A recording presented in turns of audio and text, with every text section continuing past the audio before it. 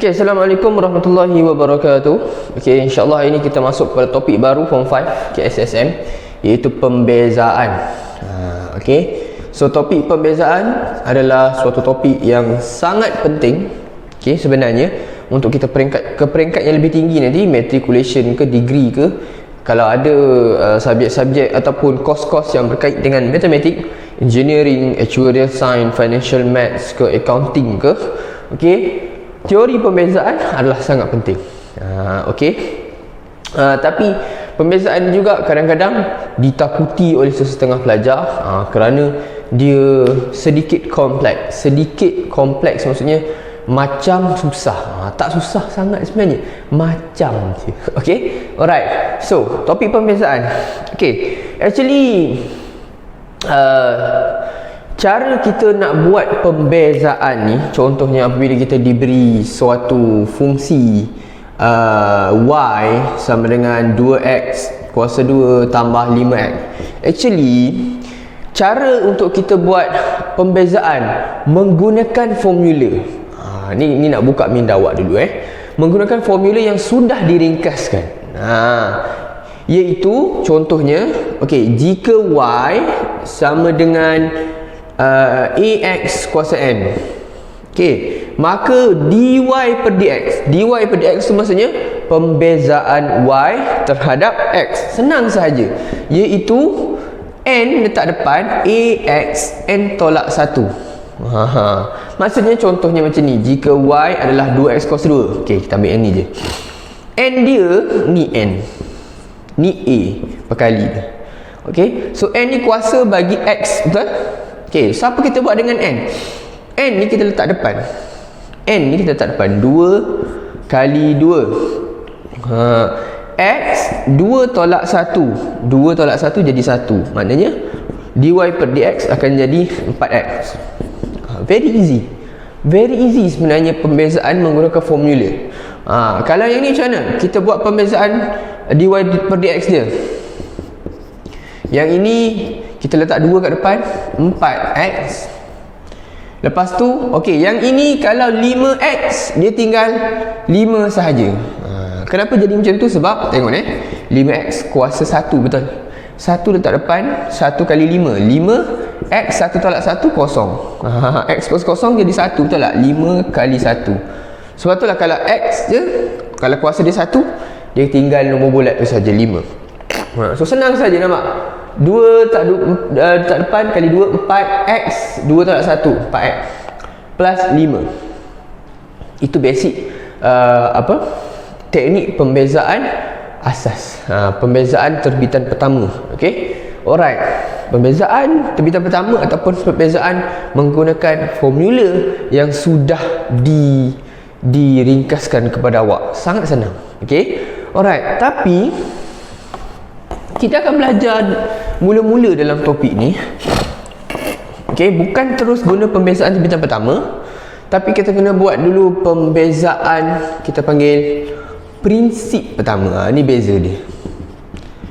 Bila kita kata prinsip, prinsip pertama maksudnya teori asas pembezaan ni datang daripada ini. Teori asas dia sebelum jadi formula, sebelum diformulakan. Okey. So, pembezaan prinsip pertama adalah macam ni. Dia ada had. Kat depan ni had. Lepas tu tiba-tiba ada benda ni, delta x menghampiri kosong. Dah sudah berbenda pula. Okey, sabar-sabar, relax. Tak usah pun. Okey, delta y per delta x.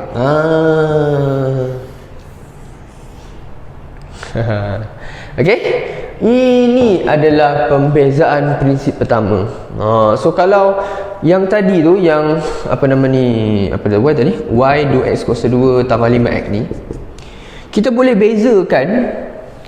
Sebenarnya kalau dalam exam soalan panjang, dia tak suruh menggunakan prinsip pertama. Kecuali kalau soalan tu suruh guna prinsip pertama. Biasanya soalan paling basic je kena guna prinsip pertama, ataupun soalan ringkas je guna prinsip pertama. Yang lain tu semua guna formula. Okay, yang tadi, yang formula mudah tu tadi. Tapi ini asas dia lah, kita kena belajar juga lah. Okay, so macam mana kita nak buat dy per dx untuk yang ni? Okay, tapi guna pembezaan prinsip pertama. Okay, kita tengok kejap lagi. Okey, so tadi kita kata pembezaan prinsip pertama adalah apa? Had delta x menghampiri kosong, delta y per delta x. Okey, so kita nampak ada benda kat sini, had. Apa benda pula had? Delta x menghampiri kosong. Apa benda pula benda tu? Okey. Lepas tu delta y per delta x. Apa benda pula delta ni? Okey. So actually Ustaz nak cerita pembezaan prinsip pertama ni sebenarnya berasal daripada dua teori utama. Okey, iaitu had. Pertama adalah teori had. Yang kedua adalah teori kecerunan tangen. Teori kecerunan tangen. Okey, macam mana kat itu? Okey, pertama kita cerita pasal had. Kita cerita pasal had dulu Okey, had ni macam mana? Okey, Ustaz tunjuklah satu contoh ya. Suatu lengkung, katalah lengkung tu y sama dengan 1 per x. Okey. Alright. So sekarang ni okey, Ustaz lukis macam ni Okey, y sama dengan 1 per x. Okey, dia akan menghampiri kat atas ni. Okey. Okey, sekarang ni Ustaz nak cari had x menghampiri 1. Okey, kita tengok Okey, untuk fungsi ini 1 per x. Okey, so had ni sebenarnya senang je. Had ni maksudnya macam ni. Okey, had x menghampiri 1. X menghampiri 1. Mana x 1? Mana x 1? Contoh, ni x 1, betul? Ni x 1. So maksud dia x menghampiri 1, maksudnya daripada sebelah kiri atau sebelah kanan, nilai-nilai di lengkung ni, nilai-nilai x di lengkung ni menghampiri 1. Ni menghampiri 1. Jadi had ni takat mana dia menghampiri? Takat mana dia menghampiri 1? Kalau dia menghampiri 1, last sekali had dia adalah dekat y. So kalau y 1 per, masukkan 1, maksudnya y dia 1, betul? Y dia 1 kat sini. So jawapan dia had apabila x menghampiri 1 adalah nilai y. Sama dengan 1. Kita masukkan ke dalam fungsi. Okey, lagilah contoh. Had x menghampiri 2 apabila fungsi itu adalah y sama dengan 2x tambah 8. Contoh, 2x tambah 8. Okey, alright. So kalau 2x tambah 8, graf dia contohlah macam ni Okey, x menghampiri 2 maksudnya daripada sebelah kiri dan sebelah kanan, nilai x tu menghampiri 2. Menghampiri 2. Faham tak? Okey, so had tu takat dia adalah masukkan 2 kali 2 tambah 8. Okey, so dia jadi apa? Dia jadi 2 kali 2 4, 4 tambah 8 jadi 12. 12 kat sini. Ni had dia. So had untuk fungsi 2x tambah 8 apabila x menghampiri 2 ialah 12. Itu maksud had. Had apa? Had adalah nilai y. So macam mana nak cari had? Senang. Masukkan x ke dalam fungsi. Okey? Boleh faham Okey, dan dia ada satu lagi berkenaan dengan apa nama ni, had ni nanti ialah x menghampiri infinity. Apa maksud x menghampiri infinity? Maksudnya macam ni, contoh x menghampiri infinity ni maksudnya infinity ni ke sebelah kanan, positif infinity. Maksudnya dia semakin ke kanan. Sampailah habis. Itu maksud dia menghampiri infinity. Okey, nanti kita akan go detail kepada had kejap lagi kepada teori had lebih detail, sebab nanti kita akan mula-mula belajar. Sebelum kita buat pembezaan prinsip pertama, kita akan belajar dulu tentang macam mana nak mencari had. Okey, alright. So sekarang pasal ni pula, kecerunan tangent pula. Okey, pasal kecerunan tangent. Tadi kita cerita pasal had, sekarang pasal kecerunan tangent. Okey, alright. Macam mana? Macam ni, berkenaan tangent. Okey, awak ingat lagi tak tangent ni? Contohlah kata dekat sini. Dekat sini adalah titik, kita panggil titik P. Koordinat dia adalah XY. So ini adalah suatu garis yang melalui titik P, di mana dia adalah suatu tangent. Dekat P ni, dekat sini ia adalah suatu tangent. Okey.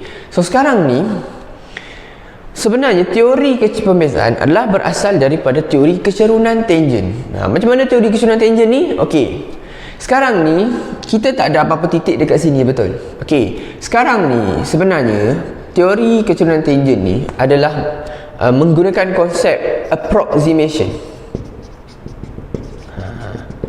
Kita panggil apa bahasa Melayu dia? Penghampiran. Maksudnya kita macam, kita panggil apa? Kias ni maksudnya kita guna nilai yang hampir. Okey, kita tak sebenarnya guna kecerunan tangent yang tepat, yang betul, tapi kita approximate saja. Macam mana nak buat approximation tu? Okey, kita guna satu titik yang kena pada lengkung, yang kena juga pada pada P.